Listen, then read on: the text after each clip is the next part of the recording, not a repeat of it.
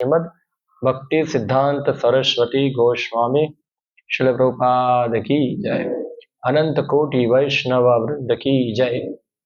श्रीमद् भगवद गीता यथारूप की जय। गौर प्रेमानंदे हरि हरि बोल।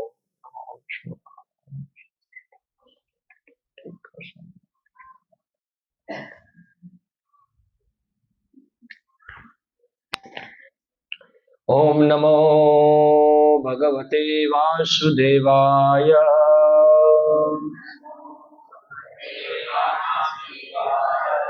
ओम नमो भगवते वासुदेवाय।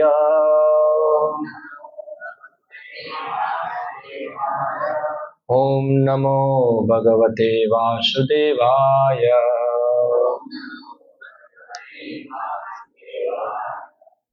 श्रीमद् भगवद गीता यथारूप अध्याय 2 श्लोक संख्या 46। हरे कृष्ण। यावान अर्थः उदपाने सर्वतः संप्लुत उदके तावान सर्वेषु वेदेषु ब्राह्मणस्य विजानतः। यावानर्थ उदपाने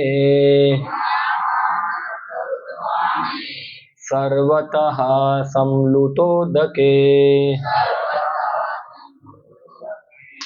तावान् सर्वेषु वेदेषु ब्राह्मणस्य विजानतः।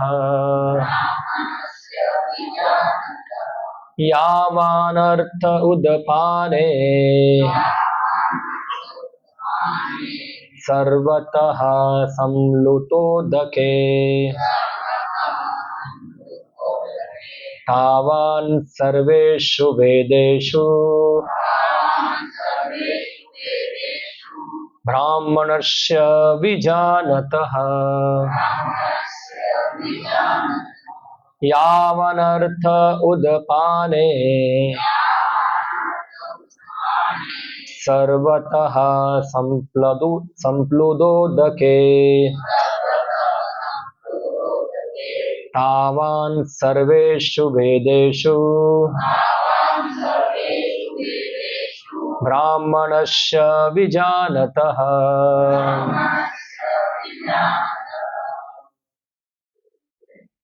यावानर्थ उदपाने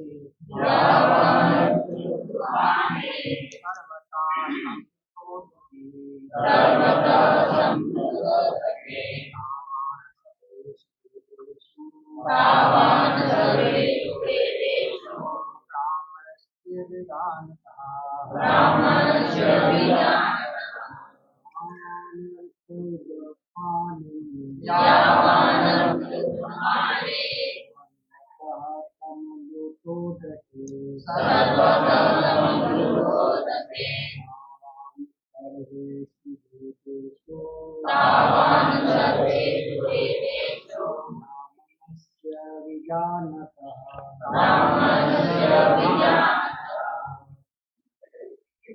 माताजी यावानर्थ उदपाने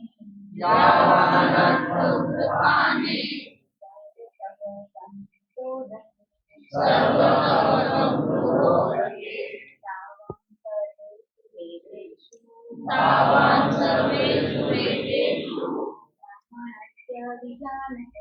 ब्राह्मणस्य विजानतः। यावानर्थ उदपाने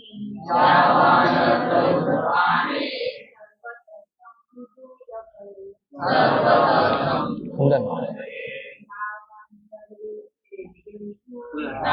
दरवाजा बंद कर दो। दरवाजा बंद कर दो। ब्राह्मणस्य विजानतः। यावानर्थ उदपाने सर्वतः संप्लुतोदके तावान् सर्वेषु वेदेषु ब्राह्मणस्य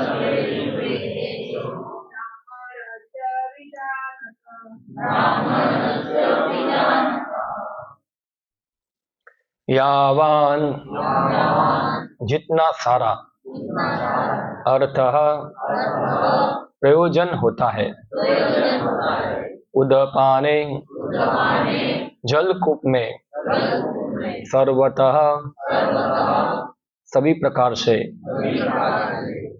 संपलूत उदके विशाल जलाशय में, तावान उसी तरह, सर्वेषु समस्त वेदेषु वेदों में, ब्राह्मणस्य परम ब्रह्म को जानने वाले का, विजानतः पूर्ण ज्ञानी का। अनुवाद एवं तात्पर्य कृष्ण कृपा मूर्ति अभय चरणारविंद भक्तिवेदांत स्वामी श्री प्रभुपाद द्वारा। एक छोटे से कूप का सारा कार्य एक विशाल जलाशय से तुरंत पूरा हो जाता है। इसी तरह वेदों के आंतरिक तात्पर्य जानने वाले को उसके सारे प्रयोजन सिद्ध हो जाते हैं। तात्पर्य, वेदों के कर्मकांड विभाग में वर्णित अनुष्ठानों एवं यज्ञों का ध्येय आत्मा साक्षात्कार के क्रमिक विकास को प्रोत्साहित करना है और आत्मा साक्षात्कार का ध्येय भगवद गीता के 15वें अध्याय में 15.15 इस प्रकार स्पष्ट किया गया है। वेद अध्ययन का ध्येय जगत के आदि कारण भगवान कृष्ण को जानना है। अतः आत्मा साक्षात्कार का अर्थ है कृष्ण को तथा उनके साथ अपने शाश्वत संबंध को समझना। कृष्ण के जीवों के संबंध का भी उल्लेख भगवद गीता के 15वें अध्याय में 15.7 ही हुआ है। जीवात्माएं भगवान के अंश स्वरूप है, अतः प्रत्येक जीव द्वारा कृष्ण भावनाबुद्ध को जागरूक करना वैदिक ज्ञान की सर्वोच्च पूर्ण अवस्था है। श्रीमद् भागवतम में 3.33 इसकी पुष्टि इस प्रकार हुई है। अहो बत स्वपचतो गरियान यद जीवाग्रते वर्तते नाम तुभ्यम ते पुस्तपस्ते जुहुवु सस्नुर रार्या ब्रह्मानु चूर्णाम गृणंती यते।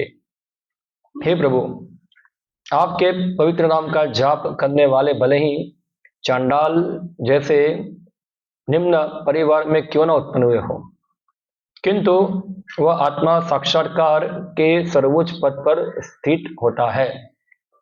ऐसा व्यक्ति अवश्य ही वैदिक अनुष्ठानों के अनुसार सारी तपस्याएं संपन्न किए होता है और अनेक बार तीर्थ स्थानों में स्नान करके वेदों का अध्ययन किए होता है। ऐसा व्यक्ति आर्य कुल में सर्वश्रेष्ठ माना जाता है। अतः मनुष्य को इतना बुद्धिमान तो होना ही चाहिए कि केवल अनुष्ठानों के प्रति आसक्त न रहकर वेदों के उद्देश्य को समझे और अधिकाधिक इंद्रिय तृप्ति के लिए ही स्वर्ग लोक जाने की कामना ना करे। इस युग के में सामान्य व्यक्ति के लिए ना तो वैदिक अनुष्ठानों के समस्त विधि विधानों का पालन करना संभव है और ना सारे वेदांत तथा उपनिषदों का सर्वांग अध्ययन कर पाना सहज है। वेदों के उद्देश्य को संपन्न करने के लिए प्रचुर समय, शक्ति, ज्ञान तथा साधन की आवश्यकता होती है। इस युग में ऐसा कर पाना संभव नहीं है, किंतु वैदिक संस्कृति का परम लक्ष्य भगवान नाम कीर्तन द्वारा प्राप्त हो जाता है, जिसकी संस्तुति पतित आत्मा के उद्धारक भगवान चैतन्य द्वारा हुई है। जब चैतन्य से महान वैदिक पंडित प्रकाशानंद सरस्वती ने पूछा कि आप वेदांत दर्शन का अध्ययन न करके एक भावुक की भांति पवित्र नाम का कीर्तन क्यों करते हैं, तो उन्होंने उत्तर दिया कि मेरे गुरु ने मुझे बड़ा मूर्ख समझकर भगवान कृष्ण के नाम का कीर्तन करने की आज्ञा दी, अतः उन्होंने ऐसा ही किया और वे पागल के भांति भावोन्मत्त हो गए। इस कलयुग में अधिकांश जनता मूर्ख है और वेदांत दर्शन समझ पाने के लिए पर्याप्त शिक्षित नहीं है। वेदांत दर्शन के परम उद्देश्य की पूर्ति भगवान के पवित्र नाम का कीर्तन करने से हो जाती है।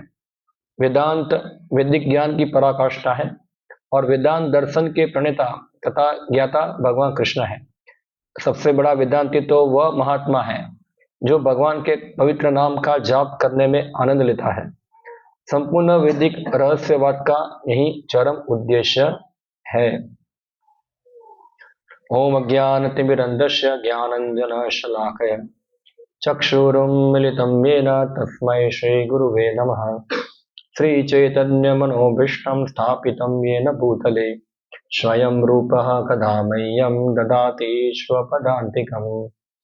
वन्देऽहं श्रीगुरो श्रीयुतपदकमलं श्रीगुरुन् वैष्णवांश्च श्रीरूपं साग्रजातं सहगण रघुनाथान्वितं त्वं सजीवम् साद्वैतं सावधूतं परिजनसहितं कृष्णचैतन्यदेवं श्रीराधा कृष्णपादान् सहगण ललिता श्रीविशाखान्वितांश्च श्रीकृष्णचैतन्यप्रभु नित्यानन्द श्री अद्वैत गदाधर श्रीवासादि गौरभक्तवृन्द।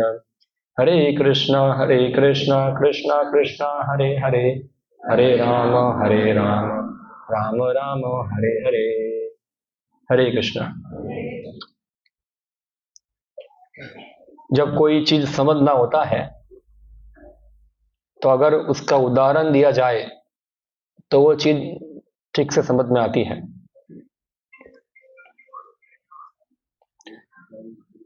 सब लोग अपने मोबाइल फोन प्लीज साइलेंट कर दीजिए। सब लोग अपने मोबाइल फोन साइलेंट कर दीजिए,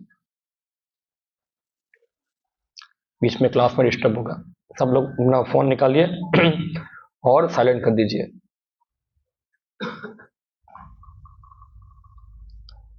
तो जब कोई उदाहरण दिया जाता है तो कोई चीज को समझना आसान होता है।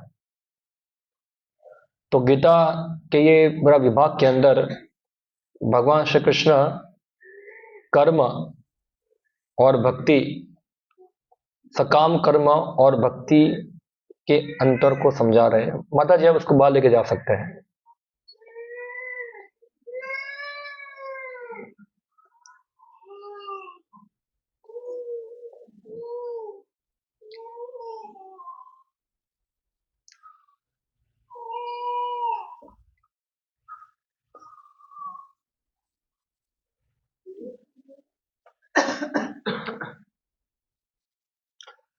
तो भगवान जो एक विषय, एक पॉइंट समझाना चाहते हैं यहाँ कि पूरा सेक्शन के अंदर सकाम कर्म और भक्ति में क्या भेद है इसके बारे में।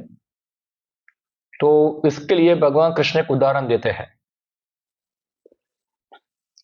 जैसे गांव के अंदर हम देखते हैं कि अलग अलग कार्य के लिए अलग अलग कुएं होते हैं। आजकल तो ऐसा नहीं है, आजकल नल में ही पानी आता है। पहले के समय में ऐसा था कि बर्तन साफ करने का कुआं अलग होगा, पानी पीने का कुआं अलग होगा, कपड़ा धोने का कुआं अलग होगा। अलग अलग कुएं होते हैं कि जो कुएं के अंदर आप कपड़े धोते हैं वो कुएं का पानी आप पी सकते नहीं है।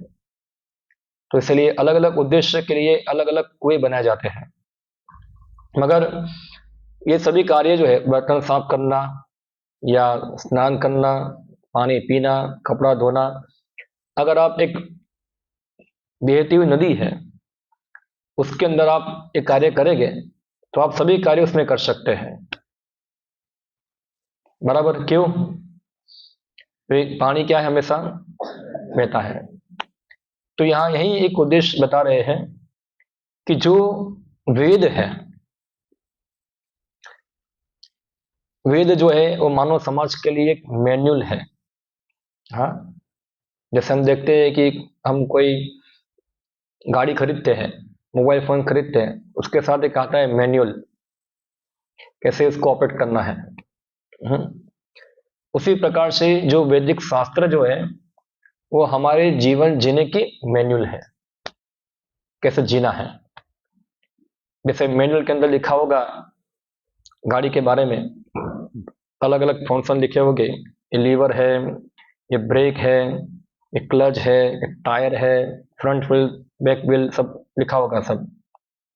मगर ये जो पूरा गाड़ी का जो पूरा वर्णन है, अल्टीमेटली वो गाड़ी का उद्देश्य जो है वो जानना क्या है, सबसे सबसे महत्वपूर्ण है। यानी गाड़ी लेके जाना किधर है हमको, वो सबसे महत्वपूर्ण है ना। उसी प्रकार से वेदों के अंदर हम देखते हैं कि अलग अलग जगह पर अलग अलग चीजें बताई गई है। हाँ, वेदों में कुछ जगह पर बोला है तपस्या करो, हाँ, कुछ जगह बोला है दान करो, कोई जगह बोला है यज्ञ करो, कोई जगह बोला है धर्म पालन करो, कोई जगह बोला है योग करो, कोई जगह बोला है कर्म करो, कोई जगह बोला है ज्ञान पालन करो। तो क्या करना है, कौन सा मार्ग पालन करना है? तो कई बार व्यक्ति को क्या होता है, कंफ्यूजन होती है क्या है वास्तव में। ये जितने मार्ग है, ये मार्ग की हम तुलना करेंगे, जैसे हम गाड़ी का उदाहरण दिया एक, तो गाड़ी में अलग अलग इंस्ट्रक्शन होती है कि भाई लीवर कैसे उपयोग करना है, व्हील कैसे उपयोग करना है। तो ये अलग अलग वेदों में अलग इंस्ट्रक्शन जो है, ये सभी जो इंस्ट्रक्शन है उसका उद्देश्य है समझना कि हम शरीर से अलग व्यक्ति आत्मा है, ये साक्षात्कार करना। जितने भी वैदिक अनुष्ठान है, शुरुआत में क्या होता है कि व्यक्ति वैदिक अनुष्ठान पालन करता है, उसका उद्देश्य सोचता है कि मैं वैदिक अनुष्ठान पालन करूंगा, उससे कुछ मुझे फल प्राप्त होगा। हाँ, हम देखते हैं लोग यज्ञ करते हैं, लोग दान करते हैं, लोग तपस्या करते हैं। इस सब के पीछे करने का उद्देश्य क्या होता है? हाँ, कुछ भौतिक लाभ प्राप्त करना। लाभ प्राप्त करना यानी कि ये जीवन के अंदर कुछ सुख प्राप्त करना और मृत्यु के बाद स्वर्ग में जाना। मगर ये सब अनुष्ठानों का उद्देश्य नहीं है स्वर्ग में जाना, ना कि ये जीवन के अंदर भौतिक रूप से सुखी होना। हाँ, अनुष्ठान बनाए गए समझने के लिए कि ये जगत से हमको अनासक्त होना है, अनासक्त होना है।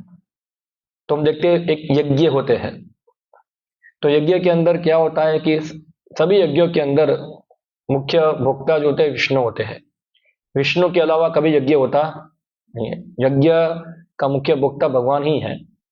मगर कई बार यज्ञ जो है अलग अलग देवताओं के लिए भी होते हैं, फिर भी देवताओं के साथ विष्णु की आराधना होती है। तो यज्ञ होता है, तो यज्ञ के अंदर क्या होता है कि हम लोग अलग अलग चीज की आहुति देते हैं।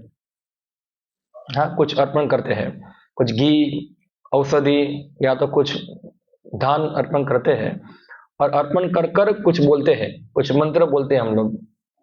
हाँ, जनरली हम देखते हैं मंत्र बोलते हैं इदम नारायणाय नमः। अगर आपने कभी यज्ञ सुना होगा तो ऐसे मंत्र उच्चारण होता है, इदम नारायण नमः, इदम इंद्राय नमः। ऐसे अलग अलग मंत्र उच्चारण होते हैं। तो उसका उद्देश्य क्या है, समझना क्या है कि जो कुछ मैं अर्पण कर रहा हूं यज्ञ में, वो किसका है? नारायण का, मेरा नहीं है। तो क्या समझना है कि नारायण जो है वो भोक्ता है, मैं ये चीज का भोक्ता नहीं हूं। अभी वर्तमान समय में हमारी चेतना क्या है, हम सोचते हैं कि हर चीज किसके लिए बनी हुई है? हमारे भोग के लिए बनी हुई है। मगर यज्ञ क्या सिखाते हैं हमको? हर चीज किसके लिए है? नारायण के लिए। मगर क्या होता है, कई बार फॉर्मेलिटी मारता है, खाली इदम नारायणाय नमः बोलते हैं, मगर ये सब यज्ञ करने के पीछे उद्देश्य क्या होता है? और भौतिक लाभ प्राप्त करना और चित प्राप्त करना। तो फिर क्या होता है, जो यज्ञ का उद्देश्य होता है उससे भटक जाता है वो। तब ऐसा यज्ञ जो होता है, जब उसके उद्देश्य से भटक गया तो ये यज्ञ भौतिक हो जाता है। उसी प्रकार वो एक तपस्या करता है, तप करता है। तप यानी कि तपना, यानी कि स्वेच्छा से कुछ कष्ट को ग्रहण करना। तो कष्ट ग्रहण करना यानी कि जो चीज हमको अच्छी लगती है उससे उल्टा करना। हाँ, तो हम देखते हैं अलग अलग प्रकार की तपस्याएं हैं। हाँ, दिन में कई बार खाना है, हाँ, या छोड़ पे सोना है, या तो फिर ब्रह्मचर्य पालन करना है, या मौन व्रत धारण करना है। कुछ अलग अलग प्रकार की कितनी तपस्याएं हैं जो करनी होती है। ये सभी तपस्याएं क्यों बनाई गई है? तपस्या क्यों है?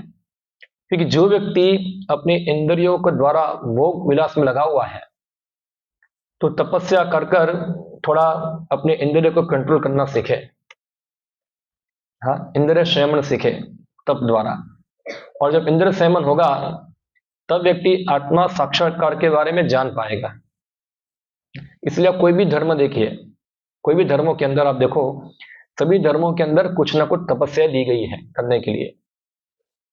चाहे इस्लाम हो, चाहे क्रिश्चियन हो, चाहे हिंदू हो, सबके अंदर आप देखो कुछ ना कुछ तप करना है। जैसे इस्लाम वाले क्या करते हैं, रोजा रखते हैं, तो सुबह 6 बजे के बाद खाना बंद कर देते हैं, शाम को 6 बजे खाते हैं।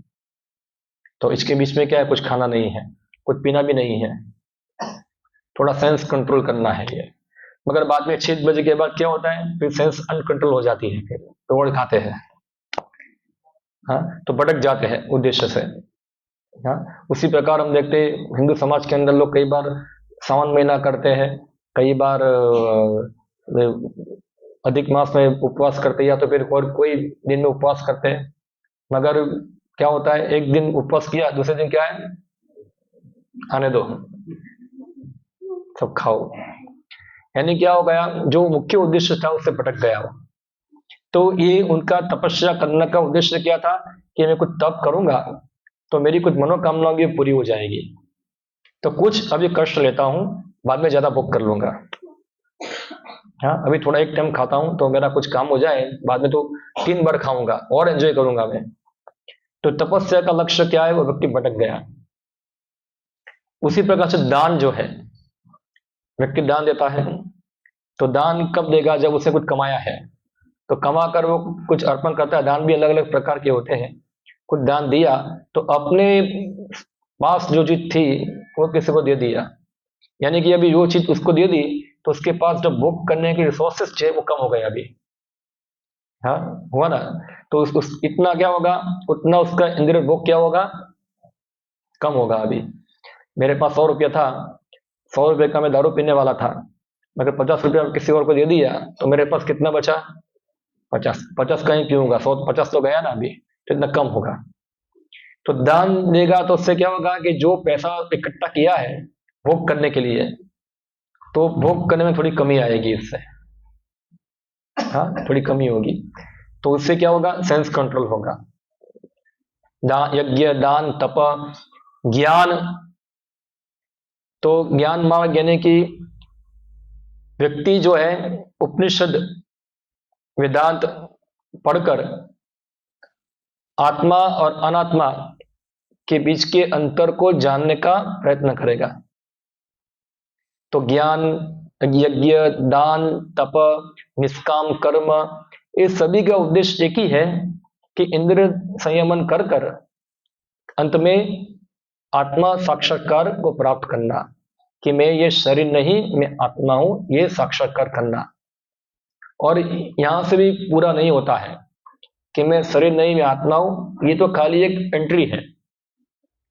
उसके बाद अगर मैं आत्मा हूं तो आत्मा का स्वरूप क्या है, तो आत्मा जो है भगवान कृष्ण का अंश है, जिसके बारे में गीता के अंदर भगवान कृष्ण बताते हैं, मामेव अंश जीवलोके जीवभूत सनातन, कि जितने भी जीव जो है वो सब क्या है, मेरे अंश है, भगवान कृष्ण के अंश है। तो हम आत्मा है, तो आत्मा होने के नाते हम भगवान के क्या है, अंश है। तो अंश होने के नाते हमारा स्वरूप है भगवान की सेवा करना, भगवान की भक्तिमय सेवा करना, वो हमारा नित्य स्वरूप है। तो ये साक्षात्कार करना, यही वेदों का उद्देश्य है। अभी कोई व्यक्ति वेद पढ़ेगा, कोई यज्ञ, दान, तप सब कुछ करेगा, मगर यहां तक पहुंचेगा नहीं कि मैं कृष्ण का दास हूं, तो उसका जितना भी यज्ञ, दान, तप सब कुछ किया है वो सब क्या हो जाएगा, विफल हो गया। हम देखते हैं बहुत सारे इतिहास में ऐसे उदाहरण हमको मिलते हैं। जैसे उदाहरण के रूप में हम ले जरासंध, तो जरासंध बुद्धदानी था, हाँ, सब बुद्ध दान करता था, ब्राह्मणों के प्रति ज्यादा दानवीर था, विष्णु की पूजा करता था जरासंध, यज्ञ के द्वारा विष्णु की आराधना करता था। मगर क्या हुआ, जब भगवान विष्णु कृष्ण खुद उनके सामने हैं, वो उनको मारने के लिए जा रहा है।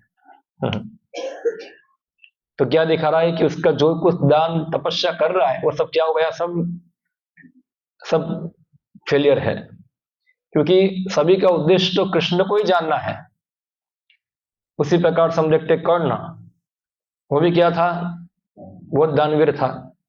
हाँ, मगर जब भगवान कृष्ण सामने है, वो उसको बता रहे हैं कि तुम कुंती के पुत्र हो, तुमको पांडवों के पक्ष में लड़ना चाहिए, मगर वो नहीं माना। हाँ, तो उसका जो भी वो दान देने का प्रवृत्ति था, उसके फल तक वो पहुंच पाया नहीं, वो भी डेविड हो गया। उसी प्रकार से तपस्या करने वाले बहुत सारे योगी होते हैं। इस दुर्वासा मुनि थे, बहुत बड़े योगी थे, बहुत बड़े योगी थे, मगर क्या हुआ कि अम्बरीश महाराज के सामने वो हारे, जो सामान्य राजा थे उनके सामने वो हारे। तो वो भी अपनी तपस्या से भटक गए। हाँ, इसी विश्वामित्र ऋषि भी है, वो योगी थे, वही भटके।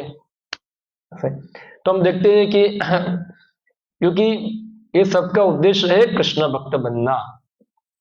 तो सोचो कोई व्यक्ति ये यज्ञ, दान, तपस्या, अनुष्ठान कुछ पालन नहीं करता है और भगवत कृपा से, भक्तों की कृपा से कृष्ण भक्ति करता है, तो उसको ये सब पालन करने की आवश्यकता नहीं, क्योंकि उद्देश्य क्या है, भगवान कृष्ण का भक्त बनना, वही उद्देश्य है। इसलिए ये तात्पर्य के अंदर एक श्लोक लिखा है, जो ये श्लोक देवहूति माता जो है भगवान कपिल को बता रहे हैं श्रीमद् भागवतम के अंदर, जो हमने देखा इसके अंदर।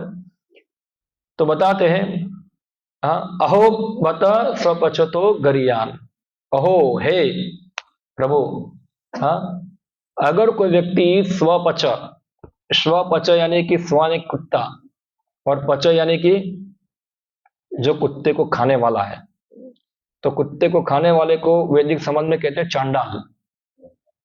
हाँ, तो व्यक्ति को चांडाल के परिवार में पैदा हुआ है, तो आप देखो कहां चांडाल और कहां ब्राह्मण है। हाँ, दोनों में क्या है, बहुत बड़ा अंतर है। तो व्यक्ति ब्राह्मण कब बनता है, पुण्य कर्मों से बनता है। हाँ, अपने पुण्यों द्वारा धीरे धीरे धीरे ऊपर आता है वो। हाँ, चांडाल यानी कि पूरा पाप कर्म में है, कुत्ता खाने वाला है और उसकी क्रिया सब ठीक नहीं है। मगर बताए, अगर कोई चांडाल जो है अगर वो अपनी जीवा के द्वारा भगवान का नाम उच्चारण करता है, हरे कृष्णा कृष्णा कृष्णा हरे हरे, हरे राम राम राम हरे हरे, वर्तते नाम तुभ्यम, अगर वो अपने जीवा के द्वारा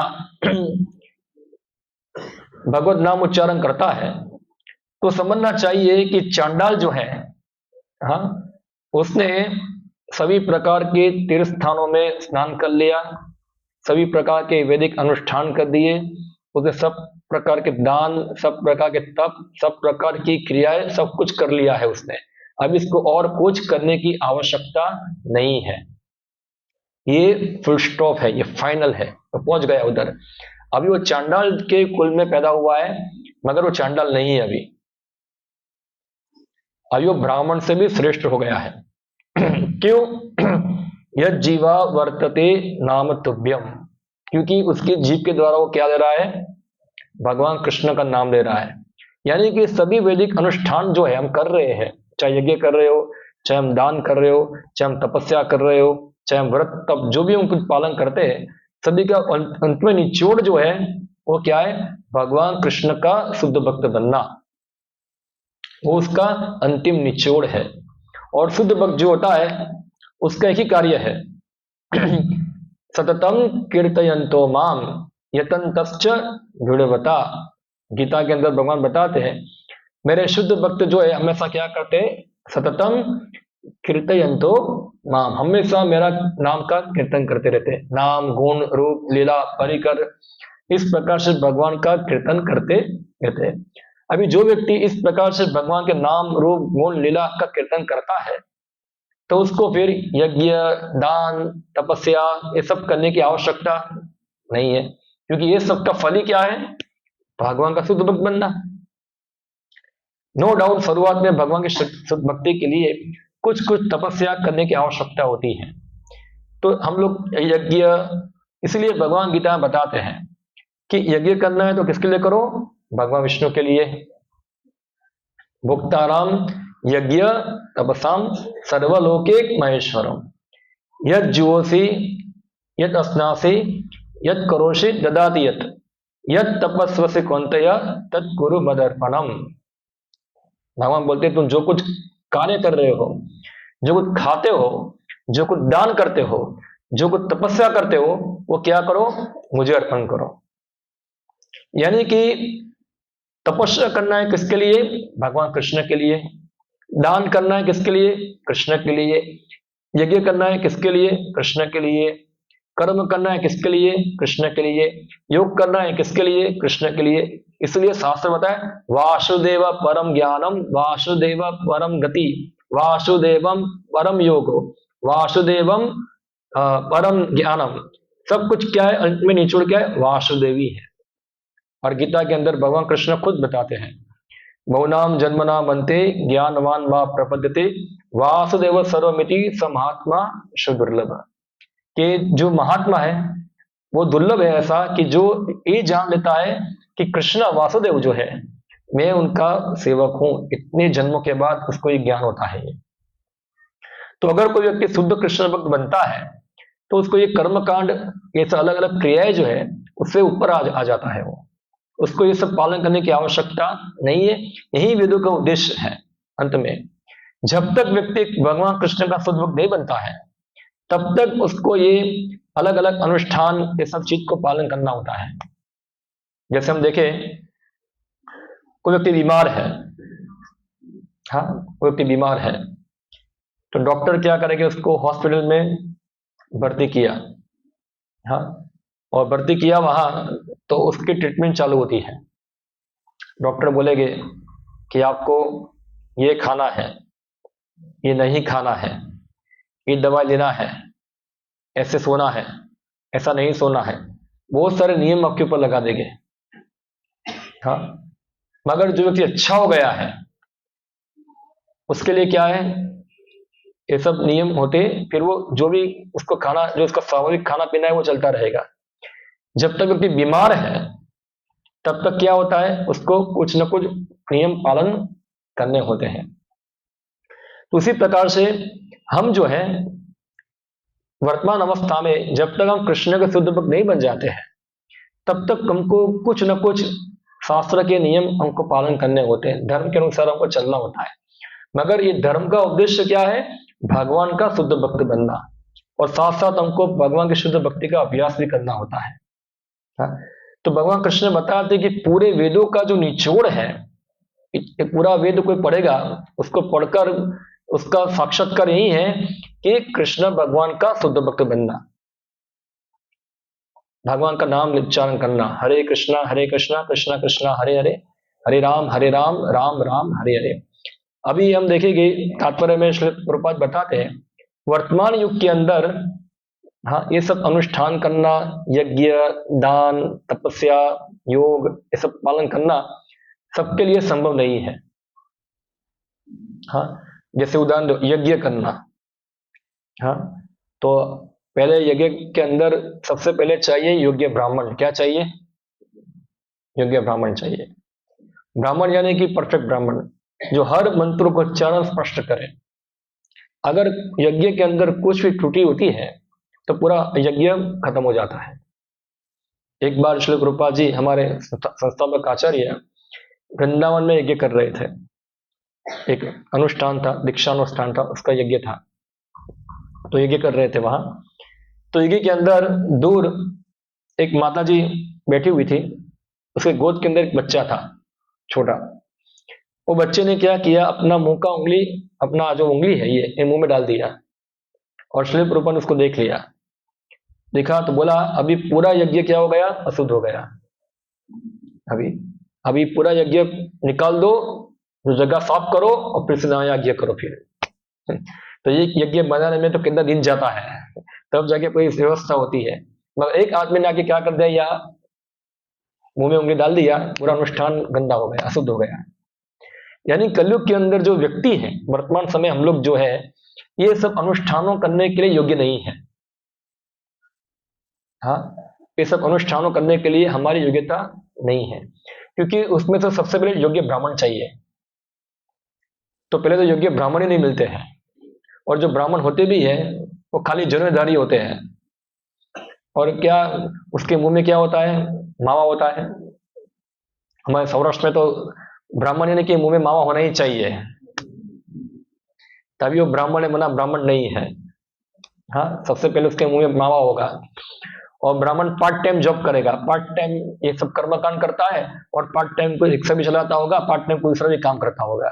तो कहीं का ब्राह्मण है ये? ब्राह्मण का कार्य केवल यही अनुष्ठान करना ही होता है, और कुछ नहीं। और ब्राह्मण भी चार्ज करते हैं, भाई एक अनुष्ठान करने का 10,000 रुपया लोग, ऐसा है। और कई बार अभी तो क्या ब्राह्मण शॉर्टकट मारते हैं थोड़ा। पहले हम देखते अनुष्ठान होता था, वो लंबा चलता था, कितने दिनों तक चलता। मुझे पता है, मेरी दादी हमको बताती थी कि पहले शादी का जो अनुष्ठान होता है कम से कम 7 दिन तक चलता था, 7 दिन तक की विधि होती थी। अभी 2 घंटे में क्या है, खत्म करो। और ब्राह्मण को बोलेगे सब लोग जल्दी बताओ जल्दी बताओ जल्दी बताओ क्या है, और ब्राह्मण भी बोलते हैं जल्दी बताओ और दूसरी शादी में जाना है अभी, क्योंकि एक दिन में उसको बहुत सारे ऑर्डर होते हैं ना शादी के, जल्दी जल्दी खत्म करना होता है। क्या बोलता है क्या नहीं बोलता है कुछ पता चलता नहीं है। हाँ, तो हो गया, चलो। और आप देखो, अनुष्ठान में की शुद्धि होनी चाहिए, पूरा शुद्ध होना चाहिए। हम देखते हैं, कई बार मैंने देखा है, पहले शादियों के अंदर, शादी के अंदर यज्ञ होता है, वर राजा वर वधू सब बैठते हैं वहां, और वर राजा जूता निकाल के वहीं बैठता है, जूता छुपा के रखता है नीचे पूरा, इस साली उसकी चोरी करके ना चली जाए। हाँ, तो पूरे अनुष्ठान को पूरा क्या कर दिया, पूरा खिल बना दिया, पूरा इंतजिंग कर दिया पूरा ऐसे। हाँ, तो पहले जूता पहन के आना नहीं चाहिए अनुष्ठान के अंदर, जूता बाहर निकलना होता है। तो यज्ञ क्या हो गया, पूरा भ्रष्ट हुआ। फिर क्या होता है, ब्राह्मण भी योग्य नहीं है, इसलिए क्या होता है, फिर डाइवोर्स भी ज्यादा ही होते हैं फिर। हाँ, कि प्रॉपर अनुष्ठान नहीं हुआ है, प्रॉपर विवाह नहीं हुआ है। ऐसे हर अनुष्ठानों के अंदर कोई भी यज्ञ हो, फिर चाहिए अच्छी आहुति चाहिए देने के लिए। हाँ, तो सबसे यज्ञ के अंदर सबसे दूसरा चीज महत्वपूर्ण है ब्राह्मण के बाद घी, और घी यानी कि गाय का घी, गाय का शुद्ध घी चाहिए। तो अभी हम देखते हैं खाने के लिए घी नहीं है, तो यज्ञ में कैसे आहुति डालेंगे उसकी। और कई बार यज्ञ होते हैं तो उसके अंदर 1 किलो 2 किलो घी नहीं होता है, कितने घड़े के घड़े घी चले जाते हैं। हाँ, जब यज्ञ करना होता है तो कितने समय से घी को स्टोर करना होता है, तब जाके ये घी हो पाएगा। आजकल तो खाने के लिए घी नहीं है, और घी भी लाएंगे तो क्या होगा उसके अंदर, क्या पता शुद्ध घी है कि नहीं है। जरा सा घी कैसा होता है, तो गंदा ही होता है। हमको पता है, कई बार मंदिर के अंदर हमारा प्रोग्राम होता है, हमको घी लाना होता है, हम कहाँ से लाए सोचे, सब जगह पे अलग अलग दाम मिलते हैं। जब उसका कोटेशन निकालते हैं, कोई बोलता है 600 रुपये के जी, कोई बोलता है 800 रुपये के जी, कोई बोलता है 2,000 रुपये के जी। अभी कौन सा घी लेके आए, 2,000 रुपये के जी लाएंगे, हमारा यूज होता है 50 के जी, तो हम तो मर गए। 2,000 के जी का कितना हो गया, फिर ज्यादा पैसा हो जाता है। 50 के जी तो हमारा मिनिमम होता है, एक फेस्टिवल के अंदर मिनिमम होगा। जन्माष्टमी होगा, रथ यात्रा का, कम से कम 200 के जी घी लगता है। तो 2,000 के जी घी लेने जाएंगे तो मंदिर पूरा बेचना पड़ेगा हमको, तो ये हाँ, तो घी नहीं है शुद्ध तो। और फिर वो 500 रुपये वाला घी आएगा, वो घी में क्या होगा, तो सब डालडा बालडा होगा, या तो फिर आजकल तो आपको पता है वो पशुओं के शरीर से फैट निकालते हैं और वही फैट उसमें डालते हैं, और वही घी सब बेचते हैं और बोलते हैं हमारा घी शुद्ध है। समस्या है, जब तक हमारी आंखों के सामने हम घी नहीं बनाएंगे तब तक हमको संतोष होगा नहीं। हाँ, पता नहीं चलेगा। सब बोलते हैं हमारा घी शुद्ध है, 2,000 के जी 3,000 के जी इतना के जी घी बिकता है। तो कलयुग के अंदर सोचो, एक अनुष्ठान करना है, यज्ञ करना है, तो उसमें कम से कम चाहिए आपको 200-300 के जी घी चाहिए, खाली यज्ञ में, और यज्ञ में अनक भोग बनाने के लिए। तो इतना घी कहाँ मिलेगा अभी, कैसे वो घी दे पाएगा, कैसे इतना खर्च कर पाएगा अनुष्ठान के लिए। और चलो इतना घी लेके भी आया और बच्चे ने मुंह में आंगली डाल दिया तो घी क्या करना है, सब फेंकना पड़ेगा। सब घी फेंकना पड़ेगा, कुछ काम में नहीं आएगा। या तो फिर घी के अंदर आपका मुंह में से कुछ थूक गिर गया तो सब घी फेंकना पड़ेगा, वो घी नहीं चलेगा। हाँ, कितना शुद्ध चाहिए सब चीज। तो यानी कि शुद्धि की अवस्था है। फिर स्थान पवित्र चाहिए। हाँ, स्थान अच्छा होना चाहिए। जो स्थान पे यज्ञ करना होता है वो स्थान पवित्र होना चाहिए। तो पहले हमारे शास्त्र बताते, विंध्याचल से लेकर हिमालय तक जो जगह है उसको आर्यव्रत कहते हैं। तो आर्यव्रत जो था वो यज्ञ करने के लिए क्या है, अनुकूल जगह है, जहाँ काले हिरण निकलते हो, हाँ, जहाँ इस प्रकार के वृक्ष हो, जहाँ नदी बहती हो, गंगा नदी है, यमुना है, ऐसे किनारों पे यज्ञ करना शुभ है। फिर बताते कि अगर कोई प्रदेश के अंदर खाली एक गाय मरती है, गाय का हत्या होता है, वो पूरा देश वो पाप का भागीदार होता है और वो पूरी जगह जो है अशुद्ध हो जाती है।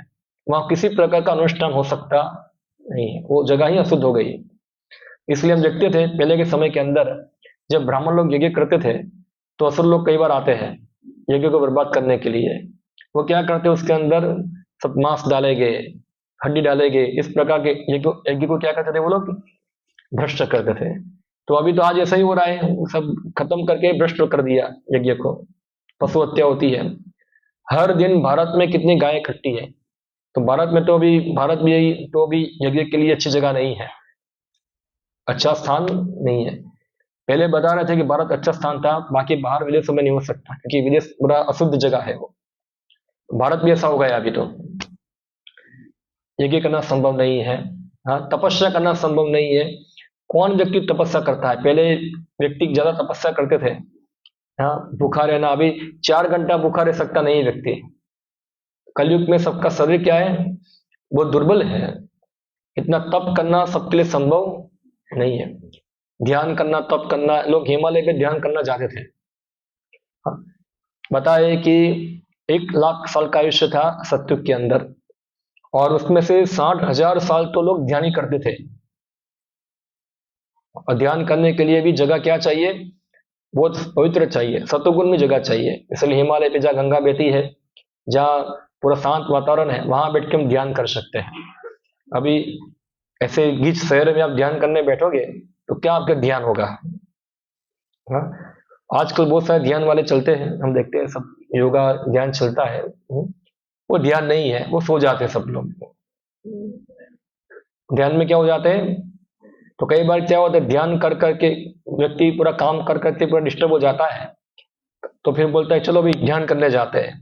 तो ध्यान करने का फीस कितना, बोला 5,000 रुपया, आ जाओ ध्यान करने के लिए। तो 5,000 फीस करके ध्यान करने जाएगा और थोड़ा बैठेगा, सो जाएगा, और सो के उठेगा, पूछेगा ध्यान में कैसा लगा, बोला अच्छा लगा। कि सोने के बाद तो अच्छा लगेगा। हाँ, सो जाते हैं, ज्यादातर लोग तो सो ही जाते हैं। और ध्यान करते भी कब है, 2 बजे को 12 बजे ध्यान करेंगे, ध्यान सुबह मॉर्निंग में करना होता है। हाँ, तो कलयुग के जीव जो है, उनका शरीर जो है अभी वो ध्यान के लिए भी नहीं बना, वो ध्यान भी प्रॉपरली कर सकते नहीं है। हाँ, वो उनके लिए संभव नहीं है ध्यान करना, तप करना, इतना कठोर तपस्या करना। हम देखते हैं 15 डिग्री के अंदर तो हम ठंडे पानी से स्नान कर सकते नहीं है। हाँ, यहाँ 15 डिग्री टेम्परेचर हो जाएगा तो हम ठंडा पानी तो हमको फू करेगा ना, तो थोड़ा भी तपस्या कर सकते नहीं। पहले लोग नहाते थे, ऐसे नदियों में जाके स्नान करते थे। आज भी हम देखते कुंभ मेला के अंदर जनवरी महीने के अंदर सब लोग क्या करते हैं, डुबकी मारते हैं गंगा के अंदर। और गंगा का पानी वो माघ मास में कितना ठंडा होता है। हाँ, फिर भी लोग स्नान तो करते हैं। आजकल कोई स्नान करने की किसी की हिम्मत नहीं है ऐसे। हाँ, सर्दी हो जाएगी, ये हो जाएगा, तो शरीर क्या है, बहुत वीक है कलयुग के लोगों का। इसलिए कलयुग के अंदर ये ध्यान करने के लिए शरीर नहीं बना है, तप करने के लिए नहीं बना है। और दान, क्या दान करेगा वो, खुद बेचारा अपना परिवार पाल सकता नहीं है, क्या वो दान करेगा। पहले के राजा कितना दान करते थे। खासकर दान धर्म जो है वैश्यों के लिए बनाए गए। जो वैश्य होते हैं, व्यापारी, उनके लिए दान धर्म है ये, राजा के लिए दान धर्म है। सब लोग कुछ ना कुछ श्रम दान या तो कुछ द्रव्य दान, अनाज सब देते थे, आज तो खुद भूखे मर रहे हैं। जिनके पास है उनको देने की इच्छा नहीं है, और जिनके पास देने की इच्छा है उसके पास है नहीं। तो हाँ, तो ये क्या है, तो थोड़ा ये भी थोड़ा कमजोर है कलयुग के अंदर एक कड़ी भी। इसलिए कलयुग के अंदर सभी जीवों के लिए सबसे बढ़िया मार्ग क्या है, कलो तत् हरि कीर्तनात्। कलयुग के अंदर सबसे प्रकृति सबका होगा अगर वो भगवान का नाम का संकीर्तन करेंगे। और ये संकीर्तन जो है, जो हम कर रहे हैं, ऐसा नहीं कि वो निम्न है। एक्चुअल में योग तप ध्यान ये सब करने के बाद यही करना है, तो क्यों डायरेक्टली यही किया जाए।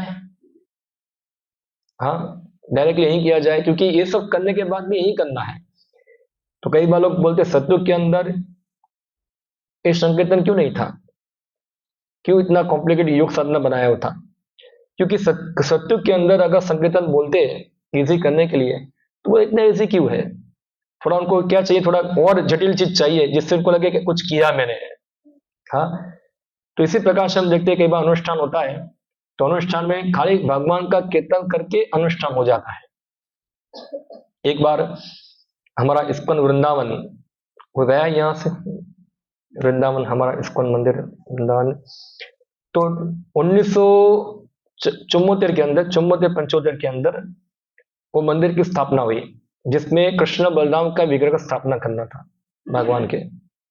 तो क्या हुआ, तो उस समय वृंदावन के अंदर बहुत सारे स्मार्ट ब्राह्मण रहते हैं। तो प्रभुपाद जी ने सोचा कि ऑलरेडी बाकी सब युगों की तरह ये युग के अंदर यज्ञ करना संभव नहीं है, मगर अगर हम यज्ञ नहीं करेंगे तो लोग समझेंगे भगवान का स्थापना नहीं हुआ। बाकी खाली कीर्तन करके भगवान की स्थापना हो सकती है, खाली संकीर्तन करके हो सकती है। हाँ, और श्रील प्रभुपाद ने विदेशों में ऐसा ही किया, खाली संकीर्तन करके भगवान की स्थापना किया। मगर भारत में क्या है, जब तक तो कोई बड़ा धूम धड़ाका नहीं होगा, ऐसा है, बड़ा उत्सव नहीं होगा, लोग आएंगे देखेंगे, धुआं निकल रहा है और सब बहुत बड़ा अनुष्ठान हो रहा है, तब लगेगा हाँ अभी भगवान की स्थापना हुई, इससे पहले भगवान नहीं थे। हाँ, तो इसलिए प्रभुपाद को भी करना पड़ा, वरना लोग क्या सोचेंगे कि ये भगवान का स्थापना नहीं हुआ है इधर। मगर कोई भी चीज के अंदर, कोई भी वैदिक अनुष्ठानों के अंदर हरिनाम करने से हर चीज पूर्ण हो जाती है, हर चीज पूर्ण हो जाती है, क्योंकि सब चीज में कुछ ना कुछ त्रुटि रहेगी, कुछ ना कुछ गलती रहेगा। इवन भगवान का अर्चन करने में भी, जो अर्चन करने की विधि है वो द्वापर युग की है, उसमें कुछ ना कुछ सेवा का अपराध हो जाता है। मगर सभी अपराध से मुक्ति मिलती है जब कोई व्यक्ति भगवान के नाम का संकीर्तन करता है। हाँ, तो संकीर्तन जो है वो सबसे पावरफुल, प्रैक्टिकल और ज्यादा शुद्धिकरण करने वाली विधि है, और यही वेदों का अंत में निचोड़ है, भगवान का शुद्ध भक्त बनना, सततम कीर्तयन्तो माम, भगवान का शुद्ध बन के उनका शुद्ध नाम से नाम उच्चारण करना। अब एक व्यक्ति नाम लेने में भी अपराध करेगा तो फिर उसकी प्रगति कम होगी। तो नाम अपराध भी एक अलग विषय है पूरा। हाँ, कि भगवान के नामों में अपराध भी होते हैं, अलग अलग अपराध होते हैं, 10 प्रकार के नाम अपराध होते हैं। हाँ, तो व्यक्ति को 10 प्रकार के नाम अपराध से बचना होता है, और इस प्रकार भगवत तत्व विज्ञान सुनकर हाँ भगवान का संकीर्तन में शुद्ध भक्त बनना होता है। तो वो धीरे धीरे क्या हो जाएगा, ये सब अनुष्ठानों से परे हो जाएगा। जैसे यहाँ श्री प्रभुपाद उदाहरण देते हैं कि एक बार चैतन्य महाप्रभु जो थे वो गए थे, वाराणसी के अंदर गए थे। तो आप सब चैतन्य महाप्रभु को जानते हैं, चैतन्य महाप्रभु सन्यासी थे, मगर वाराणसी के अंदर वो संकीर्तन कर रहे थे, हरे कृष्णा कृष्णा कृष्णा हरे हरे, हरे राम राम राम हरे। सभी लोगों के साथ लेके पूरा गांव गांव में, शहरी शहरी में क्या कर रहे थे, कीर्तन कर रहे थे।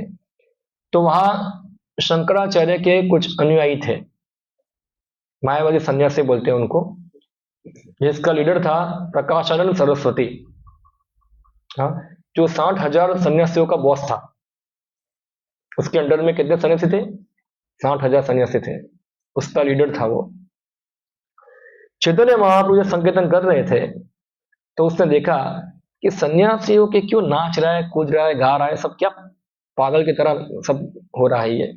हाँ, सन्यासी तो गंभीर होना चाहिए, उसको वेदांत पढ़ना चाहिए, उसको ब्रह्म के बारे में ज्ञान प्राप्त करना चाहिए। ये क्या नाच रहा है कूद रहा है सब भाव की तरह, ये सन्यासी का धर्म नहीं है। उस प्रकार से ये लोग चैतन्य महाप्रभु की निंदा करते थे। एक सब व्यक्ति आके चैतन्य महाप्रभु को बताते थे कि ये सब मायावादी सन्यासी जो है महाप्रभु आपकी निंदा करते हैं। महाप्रभु बोलते ठीक है कोई बात नहीं। मगर एक बार क्या हुआ, एक ब्राह्मण जो था महाराष्ट्र का, उसने चैतन्य महाप्रभु को अपने घर पे भोजन के लिए बुलाया, और उस समय उसने सभी मायावादी सन्यासी को बुलाया था अपने घर पे भोजन करने के लिए। दोनों इकट्ठा हो गए वहां। तो महाप्रभु देखा कि प्रकाशानंद सरस्वती भी वहां गए हुए हैं। चैतन्य महाप्रभु जो थे तो पहले घर में प्रवेश करने से पहले पैर धोना होता है, तो महाप्रभु ने अपना पैर धोया और पैर धोने की जो बाजू में जगह थी वहीं बैठ गए। और प्रकाशानंद सरस्वती देखा कि चैतन्य महाप्रभु वहां बैठ गए, तो उनको बोला आप वहां से वहां क्यों बैठे हुए, आप उठिए और यहाँ अच्छी जगह बैठिए, वहां क्यों बैठे हुए हैं। तो महाप्रभु ने जवाब दिया, देखो मैं तो बहुत निम्न सन्यासी हूँ, आप लोग क्या है बहुत बड़े बड़े विद्वान हैं, तो आपके साथ बैठना मेरे लिए क्या है योग्यता नहीं मेरी, तो मेरा स्थान क्या है बराबर है इधर, ठीक बैठा हूं। नहीं आप खड़े हो जाइए। तो प्रकाशानंद सरस्वती ने क्या किया, उनको खड़ा कर उनको उनके साथ बिठाया। फिर चैतन्य महाप्रभु को पूछते कि महाशय आप बुरा ना माने तो एक चीज पूछूंगा आपको। बोला क्या, आप सन्यासी हैं, आप हमारे संप्रदाय के सन्यासी हैं, और अब क्यों पागल की तरह नाच रहे गा रहे कीर्तन कर रहे, आपको वेदांत पढ़ना चाहिए। तो चैतन्य महाप्रभु उत्तर दिया, सही बात है आपकी, क्योंकि मेरे गुरु ने मुझे बताया कि मैं मूर्ख हूं, मूर्ख तुम्हें ना ही वेदांत अधिकार, कि मेरे गुरु ने मुझे बताया कि मैं मूर्ख हूं, तुमको ये वेदांत कुछ पता चलने वाला नहीं है। तुम क्या करो, तुम हरि कीर्तन करो, हरि नाम करो खाली बस। तो मैं ये कर रहा हूं, और ये हरि नाम करते करते पता नहीं क्या होता है।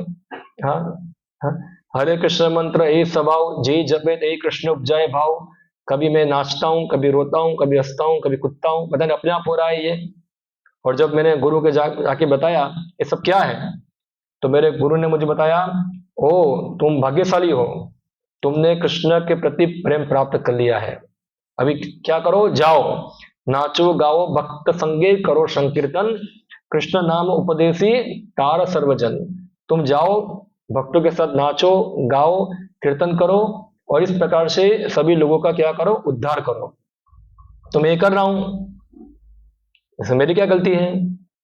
तो प्रकाशानंद सरस्वती बताए कि ठीक है तुम कर रहे हो ऐसा, मगर वेदांत तो पढ़ो, ब्रह्म तो जानना चाहिए क्या है, ब्रह्म क्या है।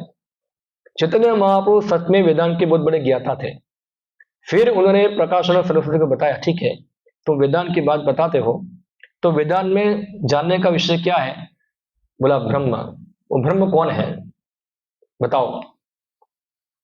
तो प्रकाशानंद सरस्वती बताए ब्रह्म निराकार है, निर्गुण है, वो है। चैतन्य महाप्रभु बताए ब्रह्म निराकार निर्गुण नहीं है, ब्रह्म जो है वो कृष्ण है।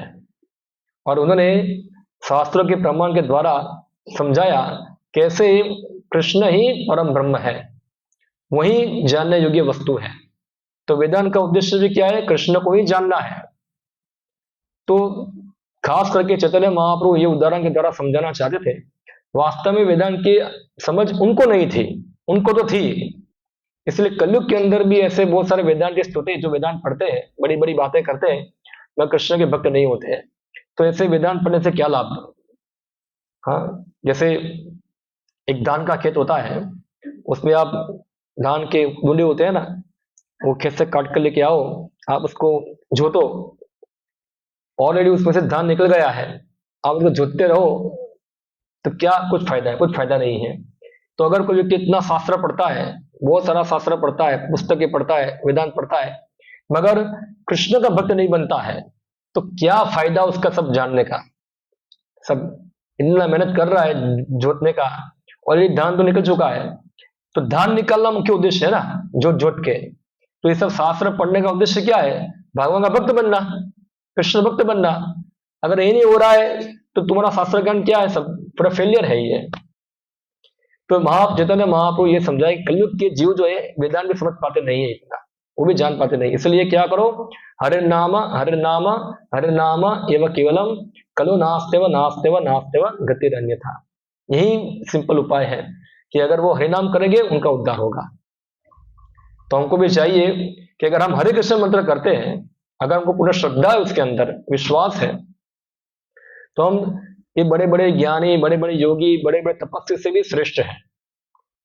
बहुत योगी हो गए जो 5 साल से जगते हो गए, या कुछ योगी खड़ा बाबा होगा 5 साल से खड़ा रहता है, एक हाथ 2 हाथ से ऐसे खड़ा रहेगा।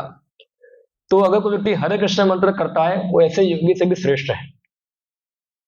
हाँ, क्योंकि अल्टीमेटली भगवान का भक्त बनना यही सब चीज का उद्देश्य है, बीच में अटक जाना नहीं। हमको लगता है कि हरे कृष्ण मंत्र से ज्यादा योग ज्यादा बड़ा होगा, तपस्या ज्यादा बड़ा होगा, हाँ कोई नंगा बाबा ज्यादा बड़ा होगा, नहीं। जो हरे कृष्ण मंत्र जपता है वो सबसे बड़ा योगी है, सबसे बड़ा भगवान का ये निर्णय है। 6वें अध्याय के अंदर भगवान बताते हैं, योगी नाम अपनी सर्वेशम मता गंत्य अंतरात्मना श्रद्धावान भजते यो माम समय युक्तता मतः। सभी प्रकार के योगियों में श्रेष्ठ योगी कौन है? जो मेरी भक्ति करता है। तो कृष्ण भक्त है, चाहे छोटा बच्चा भी क्यों ना हो, अगर वो हरे कृष्ण कर रहा है, वो बड़े बड़े कर्मी ज्ञानी योगियों से क्या है, वो श्रेष्ठ है, वो श्रेष्ठ है। हाँ, क्योंकि सीधा भगवान के संपर्क में है वो। तो इसलिए यहाँ भगवान अर्जुन को बताते हैं कि वेदों के जो निचोड़ों को जानता है वो सब कुछ जानता है। हाँ, तो इसलिए वेदों का निचोड़ क्या है? वेद्य से सर्वेर अहम एवं वेद्य, भगवान कृष्ण को जानना। तो यहाँ ये बताते, आगे हम और विस्तार से आगे नेक्स्ट श्लोक पढ़ेंगे। तो यहाँ हम समाप्त करते हैं। हरे कृष्णा। किसी का कोई विषय के ऊपर कोई प्रश्न हो, कोई टिप्पणी हो तो पूछ सकते हैं। कोई क्वेश्चन किसी का विषय के ऊपर? ओके, क्वेश्चन नहीं है। अनाउंसमेंट मुझे